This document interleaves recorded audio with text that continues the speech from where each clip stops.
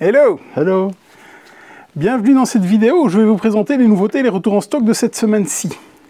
On n'était pas là la semaine passée car on était à un petit festival où il sortait 2-3 jeux chez nos amis Teuton. Je ne me rappelle pas. Oui. Déjà une semaine, t'imagines? Déjà une semaine. Donc, le faire en moins d'une heure ne sera pas possible. Installez-vous confortablement. Tout ce qui est préco, tout ça, on va aller à la fin parce que franchement, on va attaquer directement. Donc c'est Cédric, à la technique aujourd'hui, c'est Laurent. C'est ça. Allez, go! Allons-y.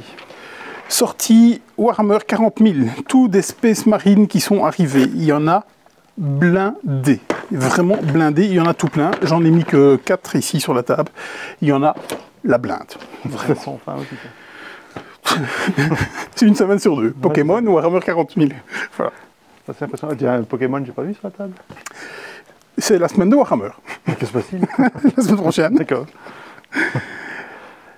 Il y a 2-3 trucs qui étaient très attendus, hein, vraiment là-dessus. Un des premiers, Welcome Édition Collector. Qui est-ce qui nous a fait ça, s'il te plaît? Benoît Turpin, ici avec Alexis Allard. Avec Alexis Allard. Vous nous excuserez pour les illustrateurs, mais sinon, on est là demain pour l'ouverture, hein, quand on aura terminé la vidéo. Qu'est-ce qu'on va retrouver dans cette boîtasse? Eh bien, à peu près tout ce qui n'est pas un stand-alone à Welcome. C'est-à-dire que Welcome to the Moon n'y est pas et Welcome to New Las Vegas n'y est pas. Tout le reste est dedans. Ce ne seront plus des feuilles en papier, c'est des feuilles plastifiées, style un peu Villeda. Il y aura des nouveaux artworks, bien entendu. Donc tout ce qui a été fait, camion de glace, les zombies, Halloween, tout va être dedans, bien entendu. Hein, pour l'incitant sera là, il y aura de l'exclusif, évidemment, dans Welcome Édition Collector. Si vous ne connaissez pas Welcome, ça veut dire que vous n'habitez pas sur cette planète. C'est certainement un des meilleurs flip and write jamais réalisés, derrière Cartographers. Voilà. Il fallait que je le place. Il fallait que je le place. Produit marketing. Hop, TTMC. Rémi P. Rémi P. Oui. Paris 2024, donc c'est un produit officiel des Jeux Olympiques de Paris 2024. En tout cas, TTMC, il sera là à l'heure parce que ils sont déjà là. Un peu d'avance. Donc, TTMC, vous vous doutez bien que ça, on va parler de sport là-dedans, principalement des Jeux Olympiques. Qu'est-ce que TTMC? Ben, TTMC, c'est devenu une référence dans un jeu de culture générale pour ceux qui n'en ont pas spécialement, parce qu'il y a vraiment moyen de répondre un peu quand on ne sait pas trop. Donc vous allez devoir vous auto-évaluer. Une équipe va vous poser la question, tu te mets combien en? Vous allez devoir vous évaluer, sachant que 1, c'est limite inratable, et 10, c'est limite irréalisable. Et donc, ces gens-là ont énormément d'humour et l'ont retranscrit dans toutes les cartes. Voilà. Boîte plus petite. Mais bon. Sorcerer's Arena, donc c'est un Disney. Qui est-ce qui nous a fait ça? Il s'agit de Sean Fletcher. Ouais. Bon. Je laisse parler parce que c'est pas, pas du tout ma carte. On l'avait vu chez Asmodée. On l'a vu chez Asmodée il y a plusieurs mois. Je pense que c'est un jeu d'escarmouche. Oui, c'est ça. Où vous allez devoir jouer des cartes pour faire des déplacements. Et je vais m'arrêter là avant... C'est par équipe, si je me rappelle bien. Ouais. C'est 2 équipes. Ouais, je crois bien. Ouais, je crois bien que ça doit être ça. On peut s'envoyer des malus, des... C'est le début du nom. Pas du tout pour moi ou pour nous même. Ah, moi, l'escarmouche, c'est pas ma cam. J'ai pas été voir beaucoup plus loin. Non, c'est pas ma cam. En tout cas, ben, le matos, ben, ça reste Disney. Hein. Oui, c'est ça. Voilà, donc on va pas faire n'importe quoi avec cette licence-là. Il y a déjà quelques extensions qui arrivent. Hein. C'est déjà prévu. Il y a 8 personnages qu'il y a là-dedans de mémoire, non? C'est comme ça. Alors, sur la boîte, effectivement, il y en a 8. Non, c'est pas blindé. Donc, ils ont laissé place à... Et il y a bizarrement Sully de Pixar. Ouais. Moi, je suis fan. Vraiment, ça, rien que pour ça, j'ai envie d'acheter le jeu.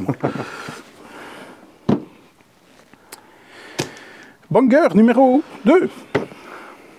Terraforming Mars, le jeu de dés. Qui est-ce qui nous a fait ça? Jacob Frixelius, qui d'autre? Mais oui, Jacob Frixelius. Allez, un de plus dans la série. Un de plus dans la série. Je vais bientôt finir par avoir mon étage complet de Terraforming Mars. Maintenant, le jeu le mérite, même si je ne le porte pas plus que ça dans mon cœur. Par contre, ça, je sais pas. Je ne sais pas à qui ça s'adresse, Exactement. parce que les fans de Terraforming Mars vont trouver ça certainement très léger, trop léger, ou bien pour la collectionnite. Là, je dis OK. Donc ce jeu, il est vraiment fait pour ramener dans l'univers de Terraforming Mars. On va prendre un parallèle. Il est fait pour gagner de l'argent. Il est fait pour cachetonner. Soyons sérieux. On va prendre un parallèle entre Seven Wonders et Seven Wonders Architect. Bien entendu, on va monter dans les complexités, ce qui fait qu'on se retrouve avec Terraforming Mars et Terraforming Mars, le jeu de dés. Donc Terraforming Mars, le jeu de dés, pour moi, est pour un public familial.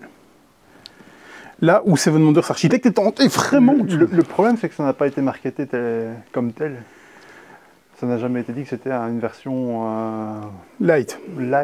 Voilà. Et pour moi, c'est ça le problème. Et c'est pour ça que quand tu dis que tu ne sais pas à qui ça s'adresse, c'est exactement ça. Je ne sais pas à qui ça s'adresse.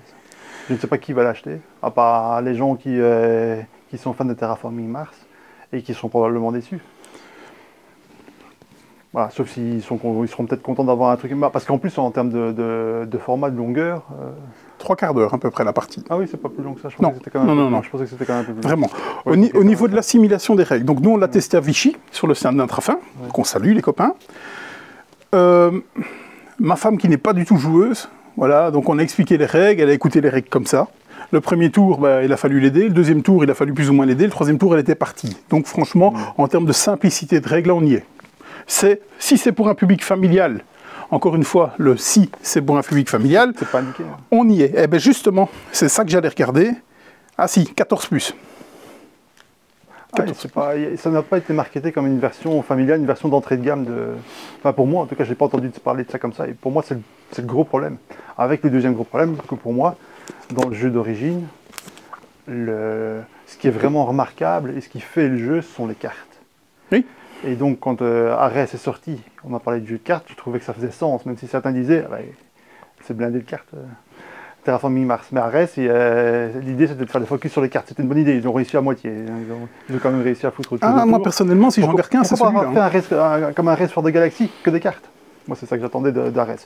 Mais le jeu est pas mal. Tandis qu'ici, en fait, le problème qu'il y a, c'est que ils ont déplacé le focus des cartes, qui est le centre du jeu, sur les dés.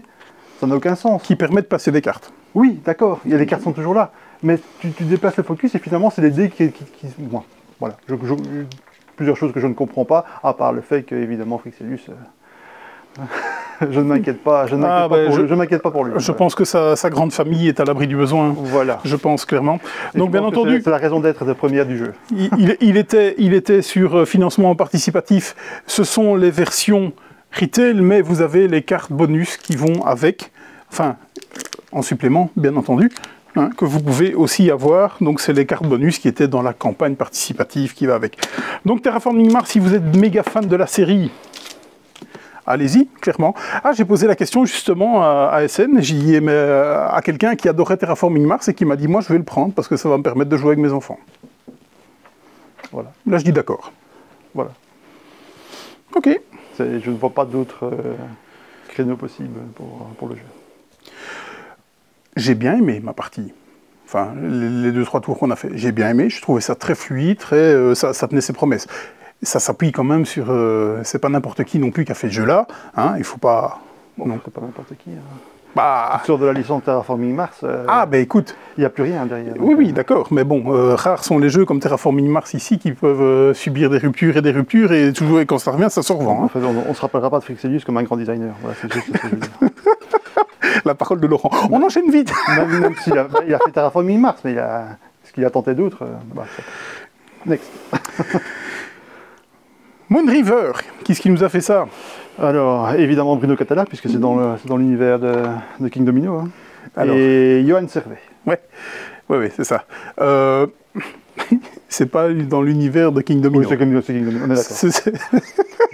C'est King Domino, hein? Oui. C'est King Domino Puzzle. Donc on va recruter des demi-dominos, donc il va falloir les faire. Ouais, c'est ça. Alors, on doit former ces dominos, c'est la différence. Et donc oui, on doit former ces dominos. La sélection est quand même différente, avec chaque fois, puisque tu as chaque fois 2 lignes de trucs qui ont été choisis, et la tuile que tu choisis, comment je dis, créée lors du tour pour la sélection la suivante. Ça c'est dans King Domino. Ouais, aussi. Ça fait tellement longtemps que j'ai joué. Si, c'est pour ça que je dis, Oui, voilà, oui, autant pour moi. Voilà. Donc si vous aimez King Domino, ben, vous aimerez Moon River. Franchement, il y a rien à redire. J'y ai joué chez mon grossiste, il n'y a rien à redire. C'est clean, comme d'habitude. Maintenant, où est la nouveauté? C'est pas parce que les dominos sont coupés en deux. Mais ouais. C'était très plaisant, en tout cas. Moi, j'ai beaucoup aimé, comme j'aime beaucoup de King Domino.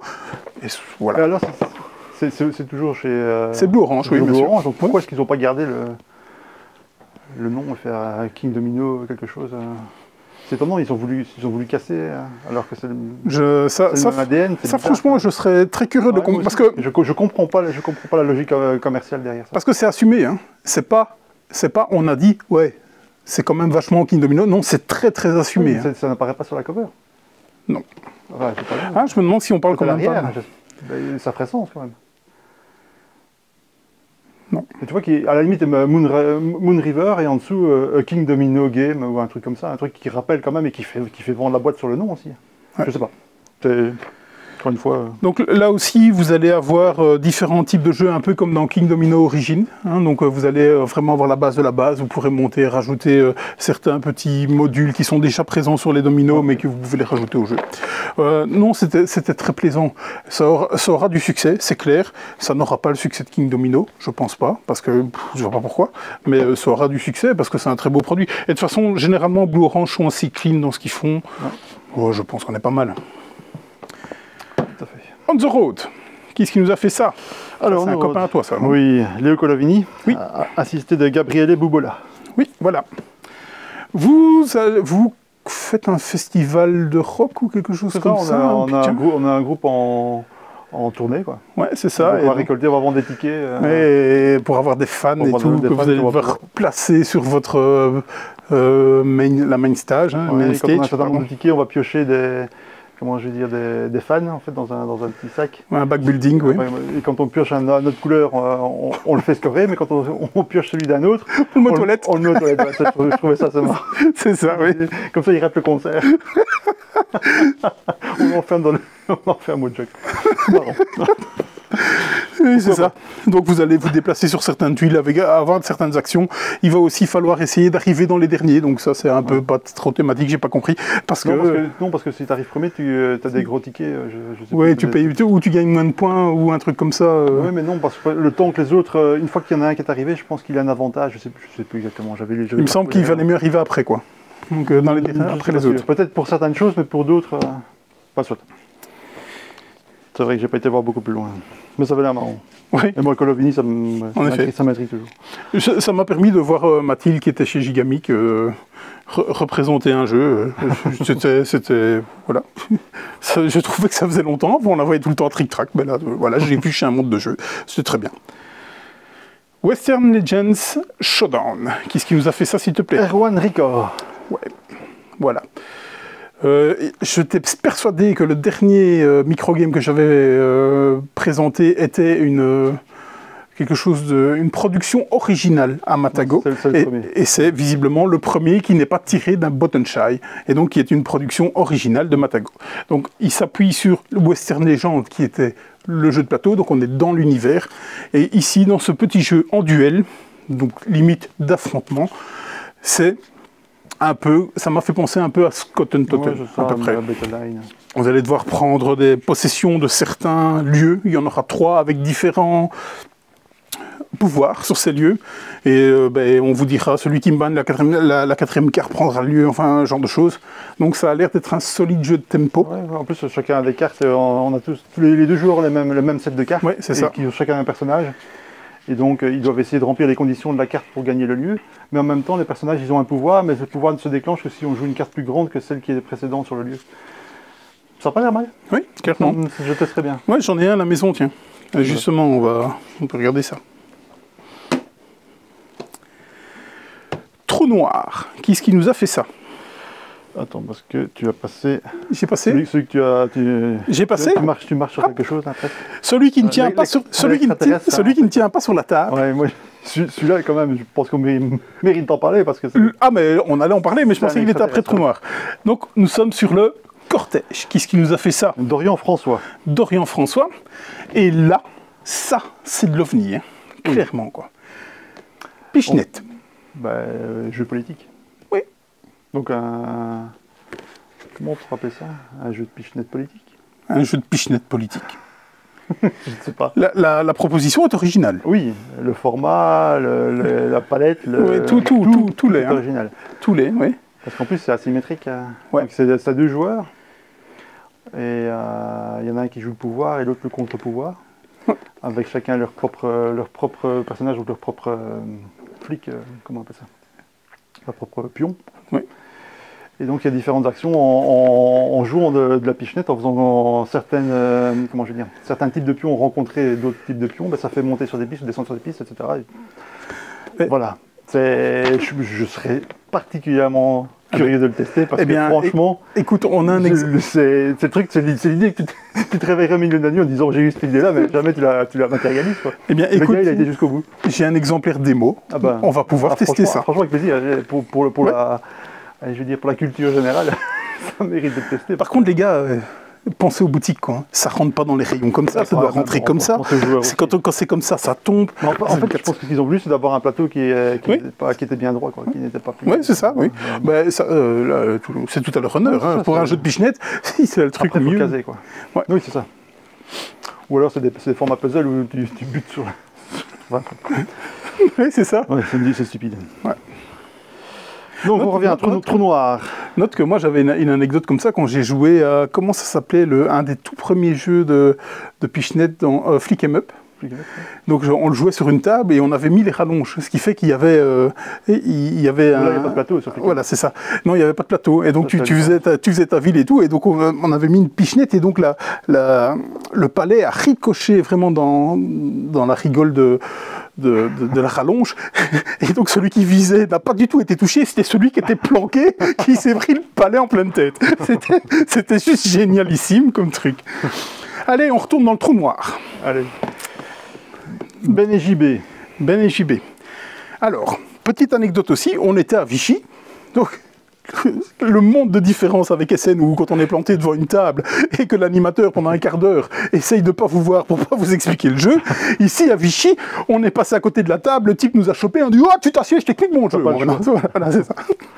Donc, on est chez Jus du cul. Et quand on est chez Jus du cul et que ça s'appelle Trou Noir, on se dit « Ouf, où est-ce qu'on va ?» Dans le léger. Voilà. Le fin. Eh bien non. Non. 14+. Okay. Voilà. Jeu de culture générale, vous partez avec un QI de 200, je pense.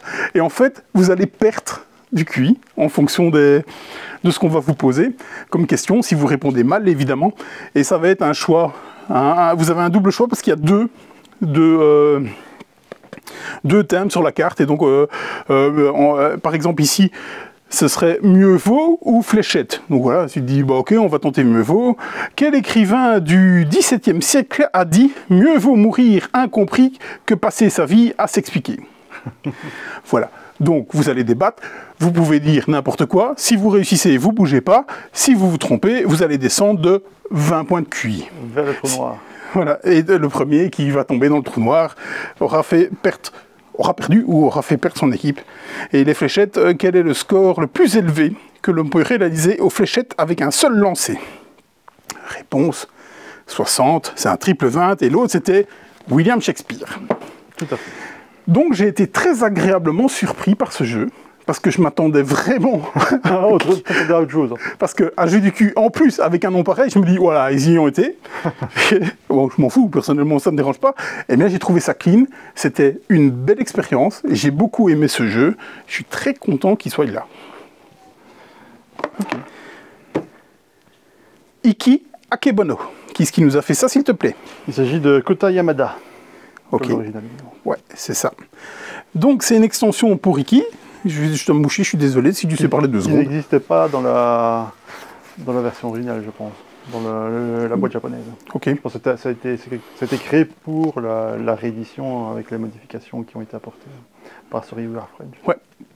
Belle édition qu'ils ont fait. Une belle édition, comme toujours. Hein. Ouais. Comme ici, qui va arriver bientôt Zango. Zango, ouais. Que certains d'entre nous ont pu tester à SN et ont validé plus que validé. J'ai pas eu l'occasion. Plus que validé. Donc, oui, de toute façon, je n'avais pas spécialement de doute. Hein, ça reste. C'était probablement un des meilleurs Watch Your Game, donc en tout cas dans le top 3. Ouais. Qu'est-ce que ça apporte? Ben, je sais pas, j'ai pas eu le temps de regarder en plus. Absolument pas. J'ai pas regardé non plus. Mais je suis absolument pas fan du tout du jeu d'origine, donc j'ai pas été voir plus loin. Allez, on l'a ramené des scènes celui-là. Ouais. Aldebaran Duel, qui est-ce qui nous a fait ça? Vladimir Sushi. Monsieur Underwater Cities. Exactement. Euh, on va en reparler d'ailleurs. Oh oui, oui, Oui, il est sur la table, hein, vous inquiétez pas. C'est le plus représenté, je pense, aujourd'hui. Oui, peut-être bien. Donc, il est chez Dino et il n'est pas chez Delicious Game. Ouais. Donc déjà, pourquoi? Bon, avant Underwater Cities, il était... Oui, avant, mais il y a eu Underwater Cities qui a eu Delicious Game. Chez CGE notamment, mais depuis, c'est vrai que depuis Underwater, il est chez lui. Il est chez lui. Il est chez lui. Tout à fait, il a créé ça pour Underwater Cities. Et vu le succès que ça a eu, évidemment. Oui. Ça a lancé sa boîte. Là, maintenant, ASN, à chaque fois, il nous fait une sortie. Ben, ici, il en a fait 2. OK. Nous sommes allés sur le... Quand même 3. C'est pour ça que je dis que c'est le plus représenté sur la table. Il y a 3 jeux de lui. OK. Une réédition. Avec des bateaux. Oui, bien sûr. Oui, OK. Oui, 3. Oui, parce que c'est une réédition. Voilà, je viens de tilter. Nous sommes allés sur le stand de ASN et c'était quelque chose qui m'a marqué, vraiment dans le bon sens, parce qu'il n'y avait que des femmes sur le stand. C'est-à-dire qu'il n'y avait que des femmes qui présentaient. Le staff était entièrement féminin et je dis, c'est bien, c'est très bien ce genre de choses. C'est quelquefois plus difficile pour discuter. Comme. Ça. Moi je suis marié. Tu t'en rappelles. Moi je suis marié. Okay. Tout s'est bien passé. Allez, Aldebaran Duel, donc c'est un jeu pour 1 à 2 joueurs, c'est donc Vladimir Sushi. Qu'est-ce que ça raconte? Je ne sais pas, mais j'ai envie d'y aller, hein. Vraiment, ça me tente. Moi, c'est le truc que oui, enfin, on est dans l'espace. En dernier, ou quand on doit discuter lors d'une vidéo, moi, je passe tout de suite. Bon, c'est un thème dans l'espace, manifestement. Avec pas mal de cartes, et visiblement, si je vois bien, les coins des cartes vont devoir matcher certainement pour réaliser des objectifs. Il y a des cartes qu'on peut, donc il y a une espèce de rivière, enfin de marché de cartes où on peut acheter des cartes. Donc il y a 2 types de cartes, des cartes qui permettent je pense, de rapporter des ressources, etc. Et puis il y a des cartes planètes qui sont coupées en 4 en fait. Donc on les crée en fonction de ce qu'on fait là. Après il y a une phase où on va déplacer, ça c'est l'originalité, c'est qu'il y a un plateau, donc il y a le plateau avec toutes les pistes évidemment, mais il y a un plateau qui est divisé en 4. Et en fait il y a un curseur et selon ce qu'on a fait, je pense au niveau des planètes, ce curseur va se déplacer selon des coordonnées. Donc il va se déplacer plutôt d'un côté plutôt que de l'autre en fonction de ce que les 2 joueurs ont fait. C'est ça qui est assez original, c'est cette partie-là où si le curseur, je pense, finit à un certain endroit du plateau, ben, il y a un joueur qui a vraiment pris l'avantage. Je pense que ça s'arrête de mémoire, c'était quelque chose comme ça. Okay. Je n'ai pas été voir non plus beaucoup plus loin. Mais... On va le tester. Oui, ça vaut le coup d'être testé. Ce sera en plus, il n'est pas très cher. Hein. Non, il est vraiment pour 2 fois rien, donc ce sera... 2 fois rien. À l'heure actuelle, c'est clair. On a été surpris du prix. Hein. Oui, c'est ça. À l'heure actuelle, c'est 2 fois rien. Ouais. Oui, c'est ça, c'est ce qu'il faut dire. Ce sera certainement un bûcher au laurier. À mon avis, je pense. Il va rentrer dans le format. Hein. On va en faire quelques-uns de bûcher de laurier. Vu ce qu'il y a sur la table et vu ce qu'on va jouer prochainement, on va y aller. En faire plus d'un par semaine. Ouais, on a déjà fait 2 hier. Alors, Discordia. Yep. Donc, qu'est-ce qu'il nous a fait? Eisenstein. Ouais, c'est ça. Il nous a fait. Il nous a fait Péloponnèse notamment. Oui, c'est ça. Oui, Péloponnèse, mais il a fait plein d'autres choses. Ça, c'est du silex, et donc ça a été retravaillé aussi. Il n'y avait pas grand-chose à faire. Au niveau matos. Hein. Matos, ouais, surtout matos. Ouais, je pense pas qu'il est... Au niveau gameplay, je pense pas que... Ça va venir ici. Je sais pas. Discordia, vous avez toute une série de meeples qui vous allez devoir les virer, en fait, essayer de ne plus en avoir. Et donc, à chaque action que vous allez faire, vous allez en choper des palettes. Il faut aimer le 2 pas en avant, 1 pas en arrière. Moi, c'est du placement d'ouvriers. Moi, j'ai beaucoup aimé. Ouais. Mais voilà. C'est un jeu ce que j'appelle la famille un peu casse-tête, en fait. Ouais. Moi, j'ai pas accroché, mais je connais beaucoup qui l'aiment beaucoup. Ouais. Mais là, c'est vraiment une question de goût. J'ai rien à reprocher au jeu. Non, parce que le jeu était clean. Et il y a cette originalité, c'est que le but dans un euro, c'est en général avoir plus de points de victoire. Ici, ça s'arrête quand il y en a un qui est débarrassé de ses ouvriers. Donc c'est suffisamment original pour être. Et oui, et si on n'arrive pas à se débarrasser de ses ouvriers, c'est celui qui en aura le moins ou ce genre de choses. Donc c'est du 1 à 4 joueurs pour des parties de 70 minutes. On n'est pas peu fiers de l'avoir, celle-là, c'est Discordia Manna. Ouais. Parce que c'est l'extension de Discordia. Il fallait la chercher, ça. Discordia, il fallait la chercher, parce que Silex a fait un premier tirage qui n'était en vente qu'à SN. Ce sera certainement en vente sur le site de Silex, à mon avis, s'il lui en reste. Alors, la condition pour savoir si ça pouvait tomber dans les boutiques en novembre 2024, c'est s'il arrivait à tout vendre. Je lui ai demandé s'il avait tout vendu, il ne m'a pas répondu. Mais il a accepté qu'on en prenne. Et donc, on en a. On a Magna.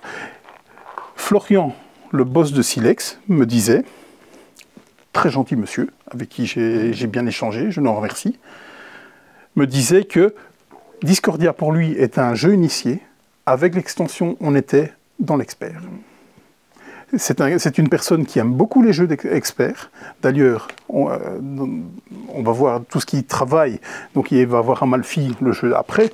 Mais il y a plein de trucs qui arrivent, généralement de Spielworks. Hein. On avait une discussion avant qu'il fasse un contrat avec Spielberg, j'avais discuté un petit peu avec lui, parce que c'était au moment où la sortie Smoky Valley.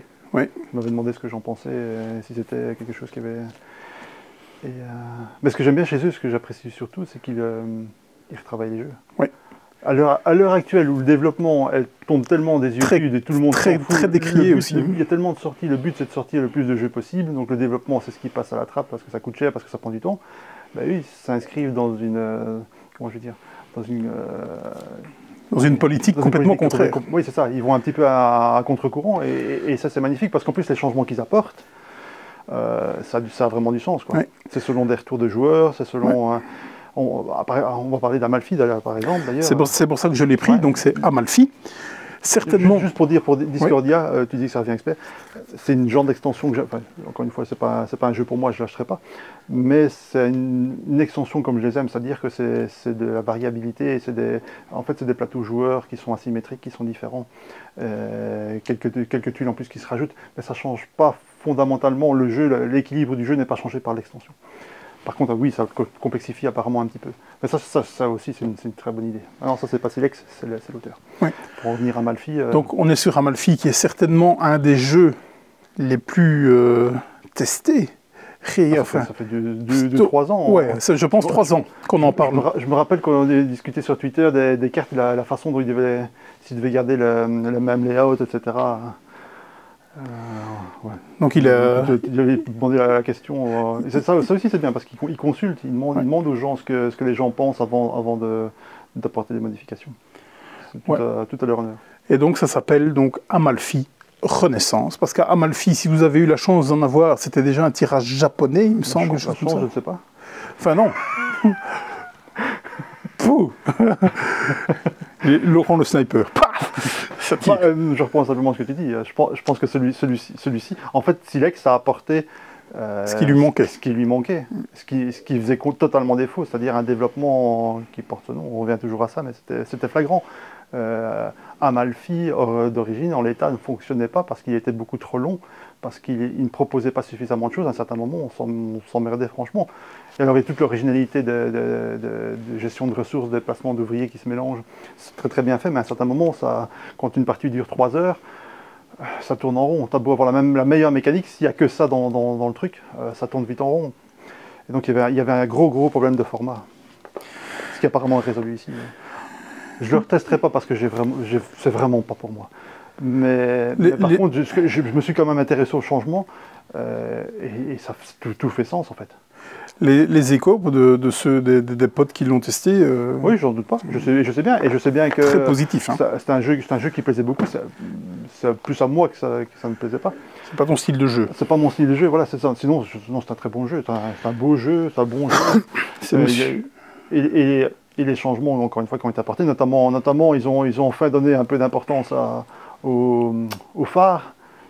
C'était une aberration dans le jeu de base. Ça, voilà. On a un jeu fini maintenant. Ouais, c'est monsieur Takeo Yamada qui nous a fait ça. C'est vrai qu'on l'a pas dit. Ah, c'est banger sur banger. Forêt mixte. Koch. Koch, il a fait un jeu juste il y a quelques mois qui s'appelle Five ou Fif. Ouais. Five.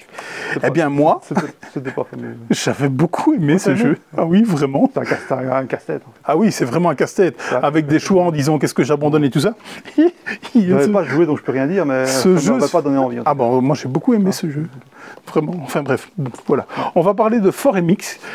J'ai déjà tout lu, hein. Futur Asdor, Futur machin. Il a le format, on est bien d'accord. C'est simple, il a juste pris la recette gagnante actuelle. Ouais. Le thème nature, j'en peux plus. Le thème nature. Pourtant, c'est ça qui Mais c'est ça qui porte, c'est ça qui porte, on est bien d'accord. Des cartes à multiples effets. Voilà. Donc on l'a... Beaucoup de cartes. On l'a joué hier, beaucoup de cartes, beaucoup d'effets différents et tout. Est-ce que ça va fonctionner? Oui, ça fonctionne. Bien sûr que ça fonctionne, clairement. Moi, personnellement, ça m'a fatigué. Parce que trop de lecture, trop de combos, trop de ci, trop de là. C'est un peu le même principe que Hearth. Et donc, je suis dans la minorité qui ne porte pas, qui dit que oui, Hearth, c'est bien, mais sans plus. Et donc, Forêt Mix, moi, c'est ce que va être ce que je vais dire. Oui, c'est bien pour moi, mais sans plus. Maintenant, tout le monde va me dire que c'est très bien, et je suis d'accord avec ça. Il y a encore un petit peu moins que dans Hearth. Hein, c'est encore un peu plus light encore. Oui. Voilà, il n'y a pas grand-chose. On prend des cartes, on pose des cartes. Hein, et on dépose des cartes pour pouvoir payer le coût des cartes qu'on pose. Donc, voilà, c'est ça. Voilà, le seul petit twist, c'est qu'on défausse les cartes dans la rivière. Un petit peu comme dans le Palomori là, qui a été réédité il n'y a pas très longtemps chez Space Cowboys. Tu défausses les cartes. Libertalia? Pardon? Non, pas Libertalia. Non, pas Libertalia chez Space Cowboys. Où tu défausses le remake d'Ethnos. Archaeos Society. Archaeos Society, voilà. Ben là, c'est la même chose, tu mets à disposition, en fait, ce que tu défausses, tu mets aussi à disposition des Donc, certainement un futur hit, parce que c'est très facile à jouer, c'est très plaisant, mais combo. Donc, si vous avez vraiment l'habitude, ça va rouler du tonnerre de Dieu. Voilà. C'est pas spécialement élégant, mais ça fait le job, c'est du combo. Je pense que c'est... On a joué Evenfall juste après, on n'est pas dans le même monde à ce niveau-là. On n'est pas dans le même monde. Maintenant, c'est pas le même public non plus. Non, c'est tout à fait. Mais ça, l'avantage, le gros avantage de ce jeu-là, c'est que tu peux le sortir avec n'importe qui. Oui. Ça fonctionnera. Et même si on n'optimise pas ses combos, on va s'amuser, il y a les jolis animaux, on peut jouer avec la famille, on peut jouer avec des joueurs. La boîte est belle. Les bons joueurs s'emmerderont pas non plus. La boîte est belle. Voilà. On est sur une production, c'est Lockout. Hein, c'est vraiment une valeur sûre, il n'y a aucun doute. C'est pas un jeu qui fera probablement des wow, mais c'est un jeu qui... je pense que franchement, il va avoir des wow, comme Hearth a eu des wow, tu vois, je pense, clairement. Mais en tout cas, je pense qu'il y aura très peu de gens qui vous diront... Pas de plastique. De plus en plus chez les Allemands. Pas de plastique. De plus en plus chez les Allemands. Allez. Isle of Skye, la Big Box. Qu'est-ce qui nous a fait ça? Alors, Pfister évidemment, et Andreas Pélican. Ouais, donc... Non. Donc Pfister, Maracaibo, Port-Royal, entre autres, Mombasa, Great Western, Skymine. Isle of Skye. C'est souvent oublié en fait dans sa... Ouais, clairement. J'adore ce jeu. Ouais. J'aime beaucoup ce jeu. J'ai jamais fait qu'une ou deux parties. J'aime beaucoup. Par contre, Big Box. C'est pas une Big Box. À Isle of Skye, il y a 2 extensions, les gars. Hein. Et là-dedans, il n'y en a qu'une. Hein, qu'est-ce qui se passe-t-il? C'est bizarre. Oui. Pourquoi hein, bonjour. Voilà.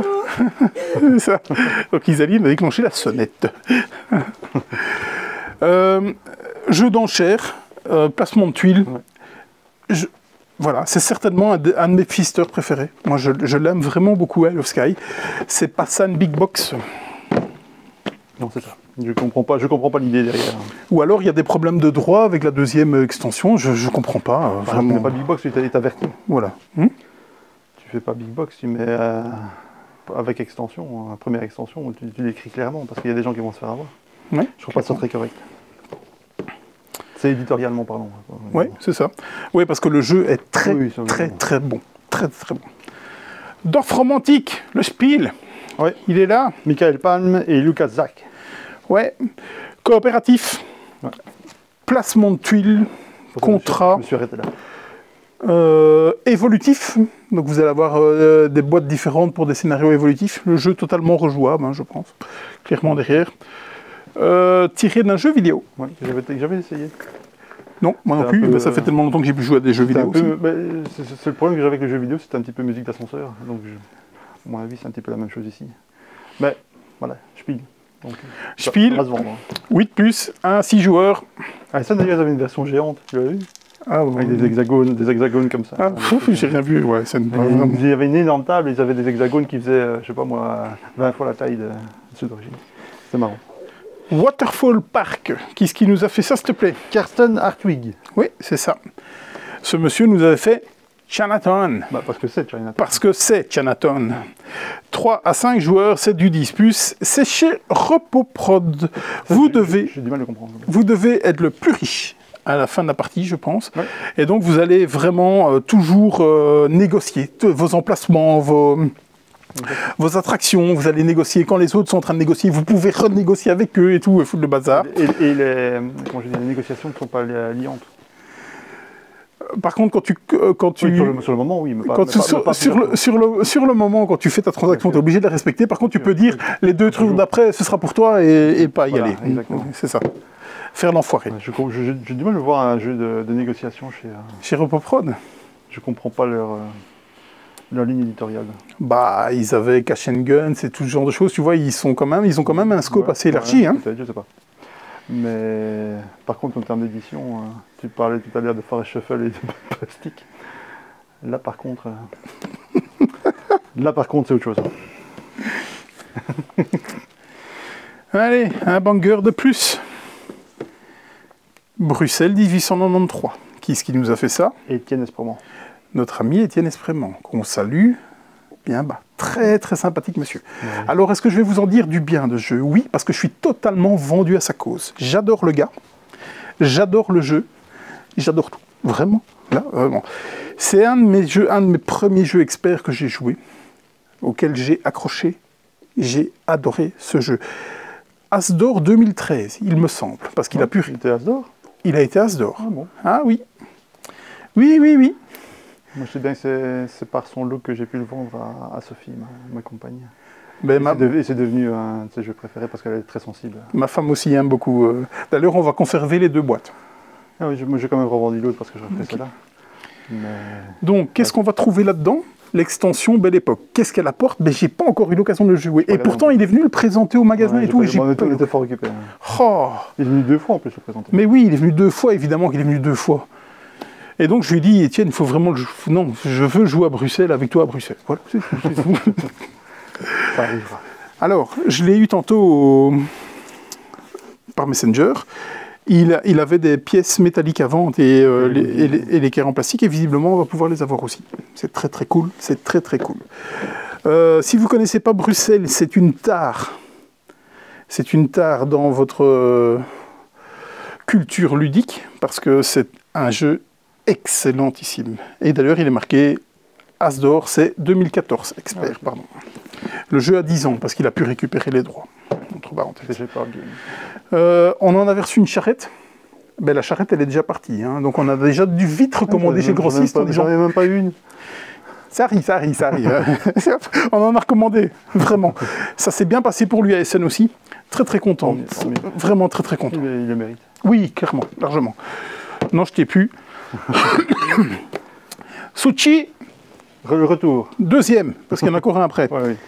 Chipyard, qui est-ce qui nous a fait ça? Vladimir Suchi, je viens de le dire. Exactement. Qu'est-ce que ça raconte? J'en sais rien, je me suis dit, t'es là, vas-y, fais-toi plaisir. Ah bah c'est un remake du jeu de... C'est quelle année Chipyard? 2010 2012 je sais plus. Enfin, ça déjà quelques années en tout cas. Par contre, il n'a absolument rien changé.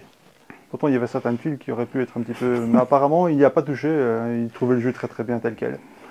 Voilà, c'est l'auteur, c'est son choix. Petit bémol là-dessus. C'est son jeu. Ouais. Par contre, le jeu, oui, c'est vrai qu'il n'avait pas besoin d'être changé, il n'avait pas besoin d'être modifié parce que le jeu fonctionnait très très bien, à l'exception des petits bémols que je viens de dire. Donc chaque joueur représente un responsable d'un chantier naval. Et donc on va développer des bateaux. Donc on va aller chercher des tuiles avec des avants de bateaux, des milieux de bateaux, des queues de bateaux. En fait. Et on va les assembler sur notre plateau et là-dessus on va les équiper avec des équipages, avec des canaux de sauvetage, du matos qui vont le faire.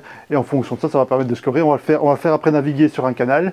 En fonction de comment il navigue et de sa vitesse, etc. Il va aller plus ou moins loin, il va scorer. Voilà. Et puis après, il sort, et on le score et il sort, et on passe au suivant. Enfin, on peut développer plusieurs bateaux en même temps. Ça reste le principe de base, l'originalité à l'époque, parce que maintenant, évidemment, on en mange à toutes les sauces, c'était des rondelles. C'était un ensemble, je pense qu'il y en avait... Parce qu'il y avait la sélection d'actions. Maintenant, Sushi ne fait pratiquement plus que ça dans tous ces jeux. Les rondelles. Ouais, les rondelles. Mais La sélection d'action était assez originale puisque ce sont des différentes tuiles qui sont sur une espèce de roue et quand on déplace, quand on fait une action, une fois qu'on a fait une action, la tuile donc de l'action se déplace à l'avant. Voilà. Encore une fois maintenant c'est quelque chose qu'on voit que ce soit dans des Woodcraft ou dans plein d'autres jeux qu'il fait, mais à l'époque c'était relativement nouveau. Par contre là il y a vraiment plein de rondelles puisque chaque fois qu'on va chercher que ce soit de l'équipage, que ce soit du matos, que ce soit des tuiles, c'est via une rondelle qu'on va aller chercher tout ça. Et c'est pour ça maintenant, on le voit sur la photo là en plein milieu, la différence par rapport à l'original, c'est que les 3 rondelles sont l'une dans l'autre. Donc il y a une rondelle centrale, un petit peu comme dans Sadika. Avant c'était 3 trucs bien séparés sur un grand plateau. Voilà. Ouais. Donc le jeu est plus joli, mais le jeu est toujours aussi bon, le jeu est identique à l'original. C'est lourd. Ah, mais il y a du matos, parce qu'en termes de punch, et je pense que c'est la première fois qu'il y a ça chez Delicious. Je pense pas qu'il y ait ça. Enfin, j'ai pas vu le contenu du suivant, mais il y a des petits rangements. Il y a une espèce de petit insert pour les tuiles bateau parce qu'il y a en termes de dépuncher, ça prend des plombes. Hein. On les voit. Ah, il y a des centaines et des centaines de petits trucs. Fort interactif. Quasiment pas. Ah, il me semblait que c'était un jeu méchant, moi, celui-là. Non, absolument pas. La seule interaction, je pense d'ailleurs, c'est multisolitaire. La seule interaction, je pense, c'est sur la sélection d'action. Ou quand on est un petit peu à la traîne, on prend une pièce, si je me rappelle bien, un truc comme ça. Ok, ah ben non, alors... Franchement, non. Alors, je suis... Non, il n'y a pas grande interaction dedans. Je suis chaud. On a ramené aussi les composants en bois. Il devrait te plaire. Ah ben écoute, ouais. Et franchement, j'étais persuadé que c'était un jeu méchant et que je m'étais dit, c'est pas pour moi. Alors j'ai dû le confondre avec... Je pense pas que Sushi ait fait vraiment des jeux méchants. Ouais, ok. Je pense pas que ce soit dans son ADN. Ok, c'est très bien du coup. Sushi, again. On reste. Évacuation. Donc, tout à fait. Sushi, on est encore, là on est chez lui, dans sa maison, on est chez Delicious Game. Chez Pierre Dossi. Hein. Chez Pierre Dossi. Chez Pierre, Delicious Game. Ok. Il n'a pas le même format de boîte. Non, il avait intrigué très très fort avec son plateau. Joueur avec cette espèce de S. On l'a testé à l'état prototypal, à la limite on a joué avec des post-it. Hein. Oui, c'était pas terrible. Avec les règles comme ça, tac. Surtout, en plus on a joué avec la version course. Oui. On n'a pas joué la version classique. Ouais. Non, je sais pas peut-être que la version course est la meilleure. En tout cas, Sushi l'avait dit que c'était la version qui privilégiait. Donc, ok. Je sais pas. À voir. Ben, gestion de ressources, avancement, enfin rien de bien neuf en tout cas maintenant. Encore une fois. C'est un jeu de timing et de planification. Ouais. Encore une fois, ben, on l'a testé avec des règles, donc on va pas trop se... Non, mais enfin le fond on a compris. Ouais, le fond on avait compris. Ouais. On en avait ramené pas mal des scènes et...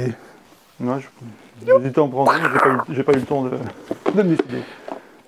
Bah, ça va arriver chez les grossistes, hein, quoi qu'il arrive. De toute façon, c'est pas une version spéciale. Il n'y avait pas de promo non plus, je pense. Si, il y avait une carte promo que, évidemment, on n'a pas pu avoir. Ah, en plus, ouais, c'est con ça. Une carte promo. Ok. Ratzofuizar, gros buzz à Essen. Ouais. Sabia et Luciani. Sabia et Luciani. On va reparler des deux d'ailleurs. Première, ouais. Ben, moi, Luciani est un auteur que j'aime beaucoup. Il a malheureusement tendance à toujours mettre de l'agression. Et ça me... j'ai un peu de mal. Luciani met de l'agression? Non, c'est plus Sabia l'agression. Ok. Oui. C'est vrai. Oui. Et Luciani, en général, quand tu vois son nom à côté d'un autre, c'est plus du développement que du game design. Et non, c'est Sabia qui est plus... Quand tu vois Wendake, quand tu vois Anunnaki dont on va parler... Et c'est plus lui, je pense, hein, Luciani, dans ce qu'il a fait. Ok, parce que... Je réfléchis, en tout cas, il est associé souvent avec des jeux qui sont pas tellement gentils, hein, souvent. Barrage, c'est pas très cool, quoi. Là aussi, c'est un Simco... il n'est pas agressif, Barrage. Hein. C'est indirect. Oui, mais c'est indirectement. Alors Age of Steam est méchant. Hein. Ok. Donc ici... C'est pas du frontal, en tout cas. Ici, il y a des cartes d'agression. Il y a des cartes qui disent... Hein. Il dit, si tu as plus de ressources métalliques, t'en vire, enfin voilà, tu vois. Donc là, il y a agression directe, et c'est dommage, parce que... C'est différent encore. Parce que le jeu m'a beaucoup plu. On l'a testé à SN, moi j'ai beaucoup aimé le jeu. J'avais vraiment envie de le terminer. C'est pas révolutionnaire en termes de mécanique, c'est quelque chose de vu et de revu. J'ai beaucoup aimé ma partie, j'ai envie de la terminer parce que cette mécanique est assez sympa, même si c'est déjà fait du placement d'ouvriers, on va dire, qui va donner la force à vos actions. Donc, moi j'ai vu, c'était dans ce que j'entendais, une des plus grosses attentes des Eurogamer d'Essen. Moi dès le départ, j'avais regardé un petit peu les règles et à quoi ça ressemblait, et j'ai eu l'impression d'un truc d'une banalité affligeante, avec des trucs qu'on trouve à droite et à gauche, qu'on a assemblés vite fait. Il y a zéro personnalité, je trouve, dans le jeu. Tout est tristouné. Enfin, en tout cas, il était même pas dans ma liste je pense aussi peut-être dans les peut-être, et encore tout dans le bas. Et il a bien marché. Les gens qui l'ont essayé apparemment sont relativement contents. Moi, je suis content de l'avoir testé. Moi, en tout cas, il m'intéresse. J'ai pas mal. Je regrette juste ces cartes d'agression qui sont pas légion, hein, qu'on soit bien dur. Et ce que je trouve ça aussi dommage, c'est que vous allez aller explorer certaines pièces. Et en fait, vous rentrez à l'aveugle dans ces pièces. De même que si vous prenez un bonus souris, je sais pas quoi, c'est un bonus, on est bien d'accord, mais là, vous le prenez à l'aveugle aussi. Donc ça, j'ai trouvé ça un peu bizarre. Donc on a quand même demandé, pour être sûr et certain, que dans un jeu expert, qu'on rentre dans un truc en disant... Vraiment expert non. Bah, où est la frontière, encore? Ouais, voilà, c'est ça. Voilà. En tout cas, moi, s'il y a bien un jeu dans la série de Eurogame d'Essen qui ne m'intéressait pas, c'était celui-là. Je ne sais pas pourquoi, je ne sais pas dire pourquoi. Je le trouve beau. J'aime bien. Okay. J'aime bien. Je trouve d'un fade. Ok. Il est certain que quand il est déployé, il est marronasse. Il fait dater. Il fait dater. Ouais, il est marronasse un peu. Au niveau, je parlais de la roue, enfin, je ne sais pas. Bref. En tout cas, retourne pas dessus. De toute façon, on en a pris pas mal de boîtes. Je pense que c'est terminé déjà pour lui. Ça va arriver chez les grossistes. Je ne m'inquiète pas, c'est pour ça que ça va arriver. Encore une fois, c'est moi qui n'ai pas vraiment d'atome crochu avec ça. Les Toits de Paris. Qui nous a fait ça? Deux noms. Hein, Alors, les Toits de Paris, c'est Christine Alcouf et Ludovic Maublanc. Christine Alcouf qu'on retrouve souvent au niveau des graphismes. Je ne savais pas qu'elle faisait du game design. Voilà. Okay. Oui. Stop ou encore. Hein. Ouais. Vraiment, stop ou encore, collection de cartes, un peu taquin, légèrement taquinet. Voilà, ou ça. Oh. Dans la sélection des cartes, que tu laisses aux autres. Avec les cloches, oui, avec les cloches. Oh, c'est un peu taquin, quoi. C'est gentil, quoi. Ah oui, c'est du 10+. Donc, stop ou encore, partie de 25. L'édition, elle est vraiment jolie. Oui. Je n'ai pas vu encore la boîte. Au niveau de la boîte, oui. Par contre, je l'ai vu déplier, c'est autre chose. Bon,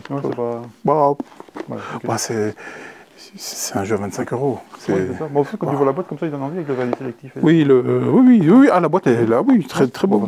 Et le jeu, pour ce que c'est, a l'air tout à fait correct. Ah, une nouveauté. Ouais. J'ai l'impression qu'il est sorti il y a 3 ans, celui-là, quoi. Tellement on en parlait. Il est plus sorti il y a 10 ans. Castlevania Ludwig. C'est ça. Ted Alspach. Ouais, Ted Alspach. Hop là. Vous allez devoir construire votre château à l'aide de pièces que vous allez devoir assembler. Essayez de travailler dans la continuité parce que vous allez devoir faire matcher des portes. Si vous arrivez à faire matcher les mêmes types de pièces, vous allez prendre des bonus. Ça pose le scoring un petit peu dans le même esprit, du même auteur d'ailleurs, Suburbia. Ouais. Je préfère Suburbia personnellement. J'ai pas joué à celui-là, j'ai joué à Suburbia. Je suis content d'avoir joué à Suburbia. Non, c'était un, tu en auras d'autres. Ok. J'ai joué à l'époque. Je l'avais acheté quand il était sorti. Donc il va y avoir un architecte qui va fixer les prix de certaines salles. Et donc je trouve en fait ce que je reprochais, je pense, par rapport à Suburbia, c'était que le scoring était un petit peu plus tiré par les cheveux. Ok. Ici oui, je me semble. Maintenant c'est une nouvelle version, ils ont peut-être changé ça. L'iconographie aussi qui était assez petite sur les pièces. On voyait pas très bien. Ici c'est la version de Kickstarter. Enfin, c'est pas la Kickstarter, mais à la base c'était un Kickstarter, donc ils ont tout revu, je pense. Ouais. Je suppose que c'est vivement la version géante, hein, comme ils font pour Cat in the Box. Oui. C'est pas eux, hein, la version géante, c'est Béziers, mais voilà. C'est Béziers. C'est Béziers, oui, c'est Lucky Duck en version française. C'est juste la VF. Hein. Oui, c'est juste la VF. Ouais.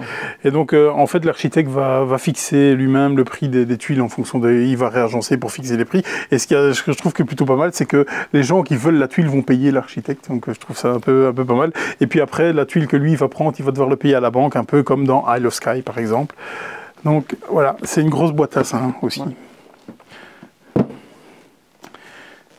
Cortex Disney, qu'est-ce qui nous a fait ça? Je pense que tu n'en sais rien. Absolument pas. Bah, dans Cortex, vous allez devoir reconstituer une partie de cerveau pour gagner avec plein de petits défis, genre quelle est la pièce qui est en double, la rapidité, tout ça. On est sur du Cortex Kit cette fois-ci. Donc c'est du 6+. Okay. Certainement la direction artistique la plus atypique, almost innocent. Ouais, c'est plus quelque chose qu'on attend voir en Asie, côté du Japon. Bah, c'est un designer. Enfin, c'est un designer, c'est Satoshi Matsura. Ouais, c'est ça, au pinceau. Celui qui a fait Hidden Leaders. Mais c'est dans le même univers. Hein. Un même univers. D'ailleurs, ils ont repris certains personnages pour remettre ici. Peut-être bien, mais c'est pas du tout le même jeu. Ah, rien à voir, mais ils ont vraiment voulu faire un espèce d'univers, un peu comme De Vire essayer de faire avec ces derniers jeux. 2 à 5 joueurs pour des parties de 30 minutes. On est sur un coopératif. Coop, oui, c'est ça. Oui, j'ai eu un doute là tout d'un coup. Oui, coop. Et donc en fait, vous allez devoir, c'est un peu comme un. Faut se disculper. Cluedo, on va dire, quelque chose comme ça. Cluedo avec un petit peu de type Mastermind. Oui, c'est ça. Il faut faire des recoupements. Ouais. C'est juste un jeu de logique, quoi. Ouais. Déduction de logique. Ça bosse bien pour ce jeu. Hein. On est déjà très atypique au niveau de la direction artistique. Hein. Le problème, c'est Coop. Le reste, franchement, je testerais bien parce que moi, j'aime toujours été. Cluedo, c'est probablement un des jeux que j'ai pu jouer quand j'étais tout jeune. Un peu comme tout le monde. C'était celui que je préférais. Mais oui, c'est original. En plus, ici, la particularité, c'est un petit peu comme dans certains autres jeux. On connaît les cartes de notre voisin de gauche et on pose des questions concernant les nôtres au voisin de droite, forcément. Donc, je trouve ça assez marrant. Je serais quand même curieux de le tester. Ouais, moi, je suis chaud pour le tester. Hein, Après, je sais pas à combien il joue réellement. À combien il devient intéressant. Ah ouais, ça aussi, ça config. Ouais. Mais oui, parce que je vois bien, c'est du 2-5 joueurs, alors que tu as du gauche et du droite. Ok. Voir si ça tourne de la même façon. Ok. Un Kickstarter est arrivé, c'est Leaf, et c'est les Deluxe éditions. Donc, qui est-ce qui nous a fait ça? Tim Eisner. Qu'est-ce que ça raconte? Je ne m'en rappelle plus. Comme tous les Kickstarter, j'avais suivi à l'époque et... Ils se sont dit, la nature, ça fonctionne, on va faire ça. Ah ben, en fait, c'est le même genre de système un petit peu que dans, un degré beaucoup moindre évidemment, que dans le jeu d'Ori Games avec les petits dominos triangulaires. Que tu aimes beaucoup. Domination. Tu vois, quand tu fais correspondre les dominos. Oui. Mais ici, en fait, c'est des feuilles qui ont différentes formes, mais en fait, on arrive toujours à les assembler l'une avec l'autre. Et selon une feuille, selon le nombre de touches qu'elle fait, en fait, avec le bout de ses feuilles, enfin, le bout les pointes des feuilles, entre elles, déclenche les actions que tu vas pouvoir faire. Donc, si tu mets, par exemple, s'il y a, par exemple, déjà l'une contre l'autre, une feuille verte et une feuille jaune, et que tu viens poser une feuille brune ou une autre couleur dessus, eh ben, tu vas pouvoir faire les actions des deux feuilles que tu touches. Ok. Et donc, par exemple, si d'un côté tu touches 3 points d'une feuille, sur l'autre feuille tu touches 2 points, mais tu feras 3 actions de 3 actions vertes de la feuille verte et 2 actions jaunes de la feuille jaune. Et après, les actions, c'est du collection de cartes, c'est du avancer sur des pistes, c'est du. Il n'y a pas grande originalité là-dedans. Et au niveau look, moi je le trouve sans grande personnalité, mais il a l'air. Gros succès Kickstarter. Oui, c'est ça, ça a l'air sympa. Ouais. Et encore une fois, c'est dans l'air du temps. Oui, bah ils étaient sur Kickstarter il y a 1 an et demi, donc la nature on en bouffe depuis 1 an, donc ils étaient légèrement précurseurs alors du coup. Ouais, ça fait déjà longtemps. Hein. C'est vrai. Ouais. Je suis tellement en saturation. Oui. Celle-là, on l'avait pas amenée tout de suite. Je sais pas pourquoi. Sagrada Glory. Ça fait partie des extensions Les Grandes Façades et c'est la 3e sur 3. C'est une extension pour le très très bon Sagrada. Moi, j'ai jamais joué qu'au jeu d'origine. Je n'ai joué qu'à le jeu de base aussi, évidemment. Je ne sais pas si j'ai gardé d'ailleurs. Je sais pas. Très très chouette jeu de draft 2D. Ouais. Donc, Sophie m'aime bien. ouais, très très sympa. Bon, c'est un jeu que tout le monde peut jouer, hein, c'est ça, Oui, c'est oui. très très chouette. Hein, C'est plus un, de nouveau, c'est plus un casse-tête. Vous passez Donc- les dés optimisés. Qu'est-ce que ça ramène? Ben, moi, les extensions, je suppose des nouveaux contrats, peut-être des nouvelles manières de pose, des nouveaux objectifs, je suppose. Je suppose. Plus de Sagrada. Il y a aussi la version Legacy qui est sortie, si je m'en rappelle bien de Sagrada. Bientôt, non? Elle était, ou alors elle arrive. En tout cas, elle a été livrée en Kickstarter. Donc, Ah, il me semblait bien qu'elle était sur Kickstarter, oui. Une toute grosse boîte là par contre, qui coûtait une blinde aussi. Bah, comme les Legacy et comme les Kickstarter, Ouais, c'est ça, la combo, ouais, c'est boum. ça, classique. Reflecto, qui est-ce qui nous a fait ça, s'il te plaît? Roberto Fraga. Oui, qui est monsieur Captain Sonar. J'aime beaucoup Captain Sonar. Rien à voir. Rien à voir. Il faut être 6 ou 8 pour Captain Sonar, mais c'est une expérience ludique que j'ai adoré. Comme chez CGE, le jeu de Jvatil. Une mission là, avec un vaisseau qui pète dans tous les sens. Space Alert. Space Alert. Très très bon Space Alert aussi. C'est le même genre de principe. Vraiment très chouette. Bon, Reflecto, jeu à 2 joueurs, assez abstrait. AC. Enlève le AC. C'est Mandu Games, hein? Ouais, c'est moins de... Des potes à toi, ça, hein, Mandu Games. Ah, ils font de chouettes trucs. Hein. Ouais. Bah, même celui-là. Oui, très très chouette. C'est pas du tout ma cam, mais. Quand j'avais regardé, je me dis c'est quoi encore ça?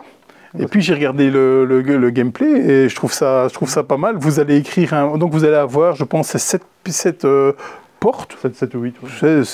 Et donc vous allez devoir écrire un mot de 5 lettres, que vous allez devoir écrire une lettre sur chaque porte. 5. Et vous aurez 2 miroirs. Et donc vous allez devoir sortir votre mot. Un peu comme on fait aux dames, donc par exemple avancer, et donc sans vous faire capter par l'autre qui va venir avec son miroir, essayer de voir les lettres. Je trouve vraiment l'idée très très sympa, en tout cas. Boîte intrigante, hein, vraiment. Donc, le jeu va être déployé. Oui, oui. Et les graphiques et tout, ils donnent envie, clairement. Ouais. Voilà, je vous parle de jeux méchants. Apparemment, il n'est pas si méchant que ça. Ah, c'est ce qu'on me dit à chaque fois que c'est un 4X. Anunnaki, qui est-ce qui nous a fait ça? Deuxième. La même que pour Rats of Video. Voilà. C'est ça. Sabia et Luciani. Dans cet ordre. Dans cet ordre. On est sur un 4X. Bon, déjà, c'est maximum 3X parce qu'il n'y a pas d'exploration. Ah, ok. Je ne pense pas. Bon, moi, j'attends ma boîte Kickstarter parce que, comme toujours, ils sont très sympas. C'était vendu à Essen avant de livrer les backers. C'est ça. Si c'est d'elle seule. Donc, voilà, moi, je n'ai pas la boîte. Il y a un mode solo. Apparemment, en fait, tu as des combats, mais principalement contre des factions neutres. Okay. Et c'est vraiment qu'en cas de... Voilà, tu peux te battre contre les autres, mais c'est certainement pas apparemment un objectif en soi, apparemment, ou quand c'est vraiment nécessaire. C'est ce qu'on m'a... qu'ils soient très méchants. C'est ce qu'on m'a dit de Voidfall, justement. On m'a dit, il y a le 4ème X, mais il faut vraiment aller le chercher. Et il faut vraiment... C'est déjà un 3X à la base, à mon avis, c'est plus un 2 ou un 2,5. Ouais. Et ici, ça doit être la même chose. Ouais. Mais là, c'est encore différent, parce que je pense pas que ce soit le cas ici. Dans Voidfall, les combats sont entièrement... comment je veux dire... tu sais à l'avance... qui va gagner. Le résultat de la bataille. Donc, moi, dès que j'ai vu que ça chauffait un peu trop, j'ai passé. On jouera ensemble de toute façon. J'ai des zombicides de prévu, moi. Je te le dis. Pas de gros mots, allez, continuons. Alors, je me suis fait engueuler. Pourquoi? Par quelqu'un qui m'a dit, si, ce jeu, tu dois l'avoir dans ton magasin. Wild Moi Tiled West. Je t'ai dit qu'il se vendait bien. Tu m'as dit, si, il doit le faire. Il avait fait pas mal de buzz, notamment à Gen Con. Ouais, c'est surtout par le nom de l'auteur, hein, je suppose. Paul Dennen. Paul Dennen, monsieur Dune Imperium. Clank. Entre autres. On est quand même encore plus proche de Clank, voire encore un cran en dessous ici. Donc, tu m'as dit commande-le, je l'ai commandé. Qu'est-ce que ça raconte? C'est un jeu de comment on pourrait dire, d'achat de polyominoes que tu viens passer sur ton plateau. En toute sincérité, ça aurait pu être un trick and write. Ok. Parce que il y a beaucoup de matos, mais c'est quelque chose qu'on aurait pu faire avec un feutre et une feuille de papier. Donc on lance des dés, les dés se passent sur certaines cases d'un plateau d'offres sur lequel il y a des polyominoes, et ce sont les polyominoes qu'on peut acheter à ce tour-là.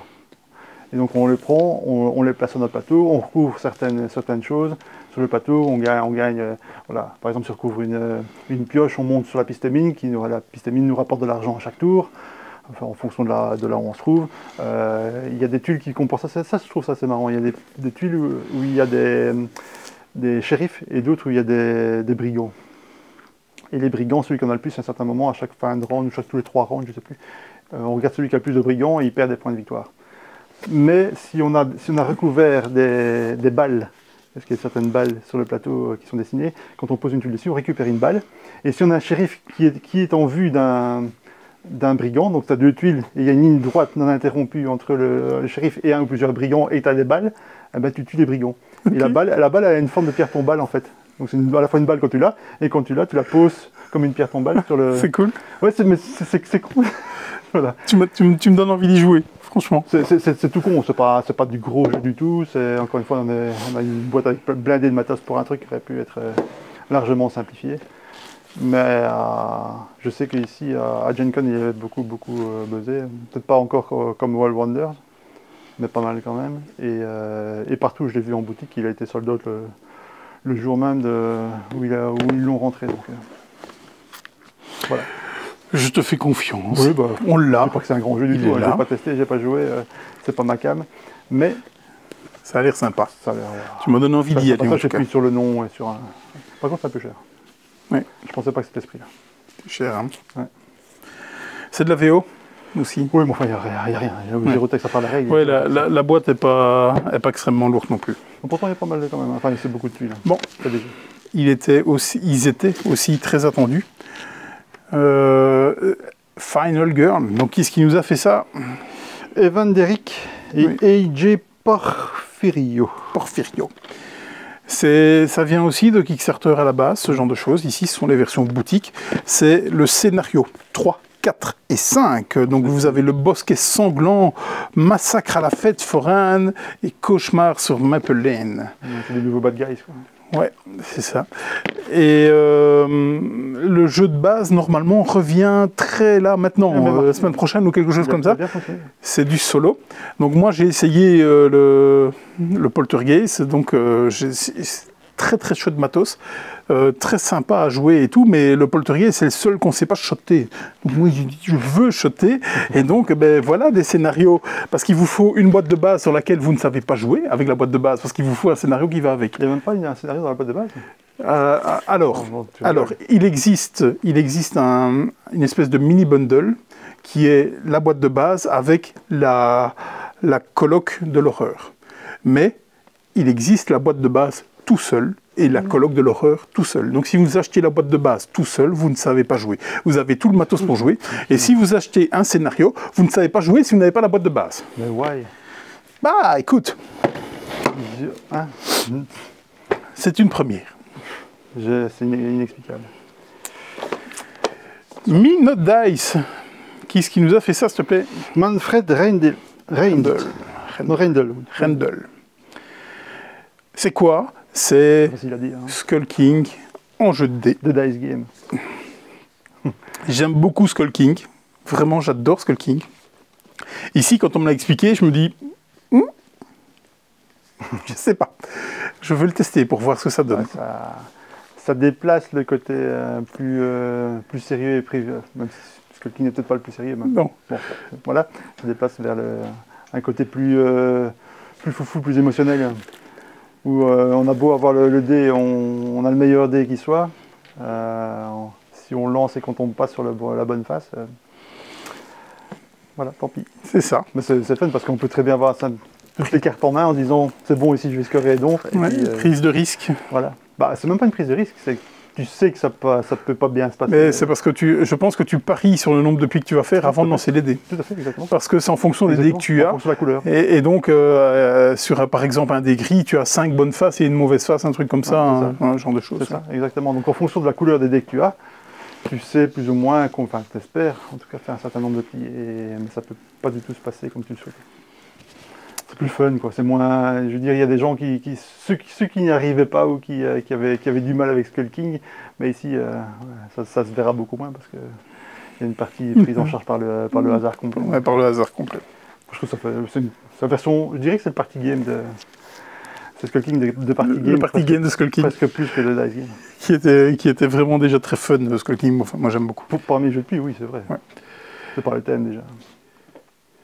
The Great Split. Par contre, ils ont gardé tout le reste, je reviens à ça. Par contre, ils ont gardé tout le reste, avec le système de manche qui fait tout le charme de Skull King. C'est-à-dire, premier tour, on reçoit une carte, ici, on reçoit un des deuxièmes tours. Ouais. Voilà. Donc, ils ont vraiment gardé la même structure, le même système de points, etc. Ils sont pas cassés. Ouais. Mais en même temps, c'est ça qui faisait la force de Skull King. C'est assumé. Il n'y a pas de raison de changer un truc qui fonctionne bien. Qui fonctionnait très bien, ouais. Et Dieu sait si Skull King fonctionne très bien. Vraiment. Tout à fait. The Great Split, qui est-ce qui nous a fait ça, s'il te plaît? Alors, Jalmar Hack et Lorenzo Silva. Surtout Lorenzo Silva. Oui. Il devait déjà être là en mai. Oui, donc ça se signale. Et donc qu'est-ce qui s'est passé? Parce que Yellow avait reçu ses boîtes et allait commencer à le distribuer. Et donc j'avais demandé comment ça se fait que ça devait arriver et que ça n'est pas arrivé. Même commandé. Oui. Et maintenant il arrive après Essen où je suis complètement raqué. T'es raqué. Ouais. Eh bien donc en fait ils avaient fait une journée démo. Pendant des très fortes chaleurs, ils avaient mis l'air conditionné. Et donc, à la fin de la journée démo, les plateaux double couche étaient complètement arqués. Et donc, ils se sont dit... C'est quasi toujours. Hein. Stop, retour usine, on rectifie et on livre. Et ça, je ne suis pas certain qu'il y a beaucoup de maisons d'édition qui auraient fait ce genre de choses. Hein. Et toi, les maisons d'édition auraient dit, pouf, tiens, hop, démerde-toi. Eh bien, Yellow... Un truc, ça me fait penser à un truc, je ne comprends pas. Les éditeurs s'entêtent à faire du double couche comme ça. Alors que, par exemple, DLP, depuis déjà quelques années, quand ils ont du double couche, bah oui, avec des petites gommettes qui assemblent les trucs, et là, ça ne bouge pas du tout. On a joué à Evenfall, c'est comme ça, on le reçoit en kit, évidemment, il faut entre guillemets le monter soi-même, mais ça résout tellement de problèmes. Pourquoi s'entêter à faire des trucs collés on sait très bien, dès qu'il y a de la colle, elle se contracte, elle se décontracte. On sait que ça va arriver. Alors qu'il y a une solution toute simple, évidemment, qui demande un petit peu de montage au départ, mais qui au bout du compte, pose beaucoup moins de problèmes. Et qui, à mon avis, coûte moins cher probablement à aucune idée. The Great Split, c'est quoi? C'est un de mes coups de cœur de l'année passée. J'avais joué en VO, j'ai adoré ce jeu. C'est du 8+, donc c'est pas compliqué. Et en fait, c'est quoi? C'est plus, vous allez devoir monter sur plein de pistes. Et comment on monte sur plein de pistes? C'est abstrait. Eh bien, avec des cartes. Et donc, vous avez une main de cartes, et en fait, vous allez la splitter. Vous faites 2 tas. Donc, si vous avez 6 cartes, vous ne devez pas faire 3 et 3. Vous pouvez faire 1 et 5 si vous voulez. Faites ce que vous voulez, et vous le donnez à un voisin. Et le voisin va prendre un tas pour lui. Donc, tout le jeu, il est là en disant, tiens, moi, celle-là, je la veux, alors je vais te mettre un truc que toi, tu as vraiment très envie. Et donc, l'autre, il reçoit, il dit, oh putain, ça, j'ai vraiment très envie. Et puis, oh, si je suis laisse ça. Et ça crée des dilemmes tout le temps. Moi, j'ai adoré ce jeu, vraiment. Il fonctionne à 3. Il fonctionne à 3. À 3, ça fonctionne du tonnerre. Hein. Ouais. Okay. Par contre, ici, il est mis, je pense que c'est du 2-7 joueurs. Là, j'ai un doute, encore une fois, sur le 2. Du coup. Oui, ouais. Peut-être qu'il y a une adaptation, parce que la mécanique d'I Can You Choose à 2 n'a aucun intérêt. Oui. En plus, je pense aussi, c'est un petit peu dommage, je pense que c'est toujours avec le même joueur que toute la partie, tu changes pas. Tu changes. Tu changes? Ok, alors j'ai rien dit. Ah oui. Ça, je trouve ça dommage. Tu changes parce qu'une manche, tu donnes à gauche, une manche, tu donnes à droite, un peu comme le draft de Seven Wonders, par exemple. Ou un draft tout court, tout simplement. Généralement, c'est comme ça. Bon. Ouh. On a rushé pourtant, hein. Ouais, ben, on a passé l'heure. Hein. Ah ben, voilà. On est à 1h08. Oh, Dieu. Et c'est pas fini. C'est pas fini. Je vous parle vite fait de ce que j'ai ramené des scènes, parce que c'est toujours des jeux on a déjà parlé pas mal de que tu as ramené des scènes. Oui, mais enfin, là, c'est des retours en stock. Vegetable Stock, ce petit jeu de marché là, très addictif, très cool. On en a repris. On a fait revenir des pathogènes. Ouais. Pathogènes, jeu abstrait à 2 joueurs, excellentissime. Asymétrique, excellentissime. On est repassé chez Gerhardt qui nous fait des jeux en bois, des trucs, des objets de sa mère. Vraiment. Et donc on a ramené pour moi les deux meilleurs qui sont l'Aniakea et Urbino. Quand on en avait eu la première fois, c'était parti à une vitesse de dingue. Parce que ces jeux sont topissimes. On en faut les a. vendre, il faut les vendre parce qu'ils ne se vendent pas tout seuls. Ils ne se vendent pas tout seuls parce que le packaging n'est pas top, quoi, Ouais, vraiment. le packaging, même quand tu vois l'abstrait, c'est toujours comme si c'était avant. Mais C'est vrai quand- qu'ils sont top, donc mais quand- mais- Vino, c'est un des meilleurs abstraits. Ouais. Ça de peut dernières être, ça peut être un objet de décoration même, tellement les jeux sont beaux. C'est pas donné, c'est du bois massif. Donc vous avez des plateaux en hêtre massifs et ce genre de choses. Et rien que le gameplay est topissime, franchement. C'est bien entendu des jeux à 2 joueurs, mais waouh. Le Niakaya est plus léger, mais il est super fun en fait. Oui, très chouette. C'est pas du niveau d'Urbino en termes de profondeur, mais il compense ça par un côté fun que n'a peut-être pas Urbino. Ouais, mais malgré tout, tu fais pas n'importe quoi. Faut que Non, mais tu... ce que je veux dire, c'est qu'ils sont complémentaires. Ouais. C'est ça qui est bien, t'as un plus léger que tu vas jouer, tu peux jouer en famille quasiment, et puis t'as Urbino qui est quand même plus... Mais ils sont tous les deux très bien. On passe au préco. Ouais. Alors, je pense qu'il y a un caisse que j'ai pas encore noté parce que j'ai pas encore eu le temps de le mettre sur le site. T'as pas mis de caisse. C'est Arrow Country. Ça y est, ça fait 2 semaines que je dois le mettre sur le site. J'ai pris le Arrow Country, c'est ceux qui ont fait Management. Ouais, avec la boîte avec le... Ouais, avec qui lance les dés elle-même. J'ai vu de voir ça. Donc, ouais. Je sais plus si tu l'avais pris. Non, tu me l'avais pas pris et tu étais très content que j'avais pledgé celui-là. Tu m'as dit... Non, je l'ai pas pris, mais je sais pas si je t'en ai booké une boîte. Ah, il faudrait que je regarde dans mes mails. Voilà. Donc, au niveau des préco, parce que là aussi, il y a une charrette, hein, ça va arriver là, encore pendant 2-3 semaines, puis ça va se calmer un peu, mais là, on y va. Hein. On va commencer, honneur à l'ancêtre, El Grande. 117e 1000 édition. Je vais encore me faire avoir. Le Château Blanc, White Castle. White Castle qui arrive en VO normalement la semaine prochaine et la VF dans pas longtemps, je pense début novembre pour White Castle. Et l'auteur de la Cathédrale Rouge. La Cathédrale Rouge, ouais.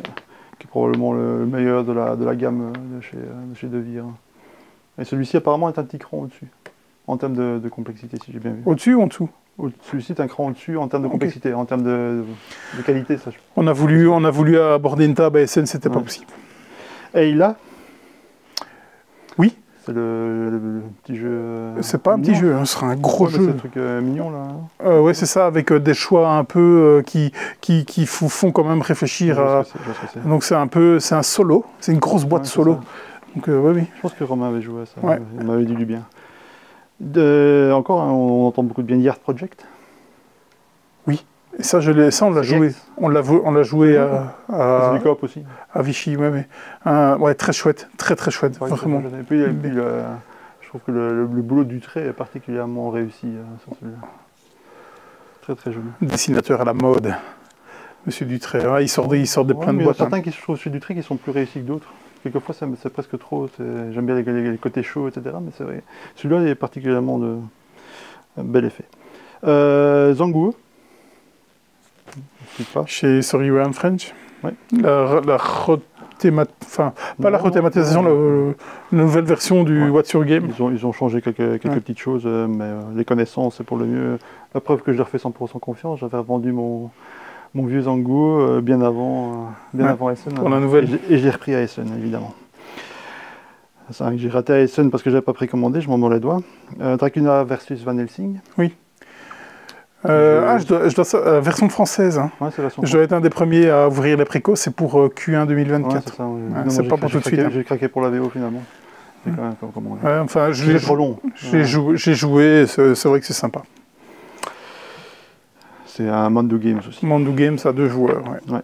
Asymétrique. T'as pas commandé chez Mandu? Ah, mais c'est la version française. 12 Chip Trick chez Mandu aussi. Parce que ça c'est quand même bien, si tu peux l'avoir. Bah, on va essayer. Vraiment bien. Avec 12 jetons de poker, tu fais un jeu. Un jeu de petits. Ouais, et qui tient fameusement la route. Quoi. On va essayer, on verra bien. Ouais, ça vaut le coup. Spirit. Oui, Spirit, jeu totalement atypique dans lequel c'est un jeu coopératif. C'est ça. Dans lequel moi j'ai joué à Vichy, j'ai trouvé ça bof. Ah oui, c'est la grande boîte noire avec, avec le Ouija. Avec le Ouija. Et apparemment, tout le monde est red dingue de jeu. Donc moi j'ai passé à côté. J'ai entendu la même chose, mais aussi parce que c'est un peu extraterrestre. Ouais, je suis passé à côté du truc. C'est un truc coop et donc vous allez devoir déplacer cette espèce de triangle pour aller sur des lettres. mais chacun a des petits objectifs, donc ça va complètement court-circuiter le mot. C'est totalement atypique, et en fait, pourquoi j'y crois pas spécialement, et parce que le packaging, c'est comme une boîte de Ouija, et donc c'est compliqué à vendre ce genre de choses, et tout le monde me dit, mais non, c'est génial, ça attire et tout. J'ai l'impression de ne pas faire le même métier que les autres. Tu dois le déployer sur une table. Oui, en plus tu joues sur la boîte, donc... Tu dois vraiment déployer. Quicksand. Là par contre, j'ai pas entendu que du top. Quicksand, on pense à Kites et je pense que ça lui fait pas. Ouais, voilà, c'est ça. On pense à Kites qui fonctionne vraiment, vraiment bien. Et quand on passe deuxième, généralement, on prend la comparaison qui va avec. Hein. C'est ça. Donc, je pense que c'est surtout à cause de ça. Je pense pas que le fond soit vraiment mauvais. Mais je souffre un peu de la comparaison. Ouais. Enfin, c'est ce que j'en ai entendu. Encore une fois, moi, j'ai pas joué du tout. Unlock. La grosse boîte d'unlock annuelle qui va arriver, je sais même plus c'est quoi. C'est aussi 3 scénarios. Oui, c'est comme rien de neuf dans les unlock. Enfin voilà. Donc ça sortent encore en 3 boîtes. Je trouve que ça ferait plus de sens de sortir 3 comme ils ont sorti les autres, les mini. Là. Ouais, mais normalement ils vont être sur ce rythme-là, hein, donc une grosse boîte et 3 mini. Ouais, mais pourquoi pas scinder là? Parce qu'en plus, commercialement parlant, c'est pas plus mal de scinder ça en 3. Je pense que c'est plus intéressant qu'une grosse boîte. Pourquoi on garder encore les grosses boîtes? Non, mais de toute façon, les unlock, tu achètes ça, c'est 35 €. Tu fais tes scénarios, tu la revends 25. Donc, tu vois, l'un dans l'autre, tu peux garder ce format-là. C'est un format qui tourne énormément. Tu peux vraiment choisir ton épisode. Je trouve que c'est sympa, parce que quelquefois, il y en a un, graphiquement parlant, qui ne te parle pas, ou le thème. Ouais, je pense qu'ils ont tellement de fans que, de toute façon, les fans sont vraiment contents de faire les 3 scénarios, hein, quoi qu'il arrive. C'est sûr qu'à ce niveau-là, on ne s'inquiète pas non plus. De toute façon, en jeu escape, un peu escape, je pense que c'est le fer de lance. Pour moi, Exit est en dessous de Unlock. Je dis pas que c'est mieux ou que c'est moins bien, je dis que c'est les deux fers de lance. Oui, mais Unlock est au-dessus du lot, et je pense largement, donc clairement. J'ai joué à Unlock, j'ai jamais joué à Exit. Déjà, il n'y a pas de destruction de matériel, déjà. Oui, ça c'est vrai. Voilà. Il y a eu une fois, je pense, dans un Unlock où il fallait avec une carte. Et ils ont dit directement, mettez un papier pour ne pas sacrifier la carte. Et ils ont arrêté ça assez vite. Un post-it avec. Ouais. Et donc, je me souviens, j'étais au BGF, il expliquait en disant, voilà, il faut mettre un carte comme ça, tu la déchires pas et tout. Et donc, je trouve ça tellement bien. J'ai un peu de mal vraiment avec les jeux destructifs. J'ai beaucoup de mal même. Voilà. Mais c'est bon, hein, parce que je vais bientôt cracher de la poussière, quoi. Tellement, en même temps, c'est la saison. Hein. Post-Essen ici, d'ici la fin de l'année, on va en avoir. Hein. Il y a encore des gros trucs. Ici, c'est juste une petite partie, parce qu'il y a encore beaucoup de choses qui doivent arriver. Hein. Les Pass of Civilization. Ouais, on en a encore pour un mois avec des grosses sorties. Et Pass of Civilization, quand j'entends ce qu'en dit Dice Tower, quand ils vont faire la review, à mon avis, ça va encore vendre des... Pass of Civilization, j'ai discuté avec les gars de Captain Games.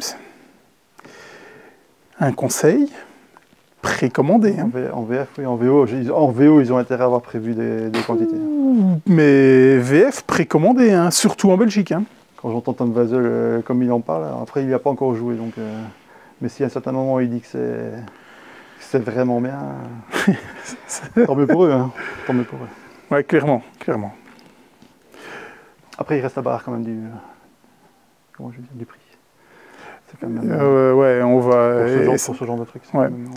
En retail, en Kickstarter, ça passe à ce prix. En retail, c'est quand même plus compliqué. Ouais, voilà. Maintenant, nous, on l'a testé. Oui, le jeu, moi je le prends et je l'attends avec impatience. On a fini? Non. 1h17, je pense que c'est bien. Ouais, c'est bien. Ouais. Voilà, vraiment. Donc, j'espère que vous avez vendu votre maison, hein, pour acheter tout ça. Ouais, mais on parle pas. Allez, c'est bon, on est bien là. Ouais. À bientôt. À bientôt. Salut. Hein. Bonne soirée.